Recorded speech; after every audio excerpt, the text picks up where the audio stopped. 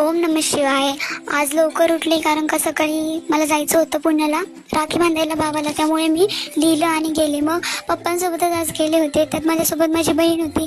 मस्त तिच्यासोबत एन्जॉय केलं. आपल्या पप्पाची गाडी म्हणजे हक्काची गाडी, त्यामुळे तिथे आपण काही क्लिप वगैरे लावू शकतो. आणि हे बघा त्रिमंदिर, पुण्यातलं सगळ्यात भारी मंदिर.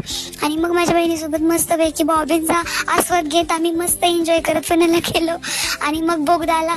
आणि मग फायनल मी माझ्या मावशीच्या भावाच्या मुलींना घेऊन बहिणीसोबत गेले तळ्यावरती फिरायला. मावशी माझी कात्रजला राहते ना, असली नौटंकी आहे ना माझ्या भावाची मुलगी, काय बोलायला नको. मग काही माझ्या महाराजांचं दर्शन घेतलं कात्रजच्या तळ्यावरती. आणि हे बघा लायब्ररी असली भारी आहे ना कात्रजच्या तळ्यावरती. आणि मग बहिणीसोबत जरासे आणि मग भावाच्या मुलीसोबत मस्त जरासं येतच नव्हती माझ्याकडे, मग पप्पी घेतली. मग बघा कशी नाटकं करते.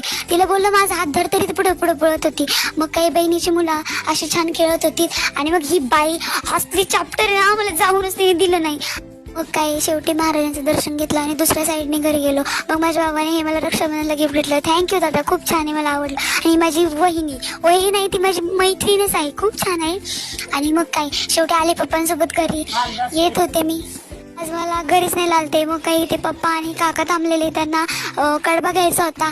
आणि मग काही त्रिमंदिराचं दर्शन घेतलं. तसं मी मागे एकदा गेलते, पण आजही दिसलं, म्हणजे ते रोडलाच आहे ना, हायवेला. आणि मग काय मस्त असे दाना पेट्रोल भरलं गाडीत आणि घरी आले आणि लिहायला लागले. दुसरं मला येतेच काय लिहायचं.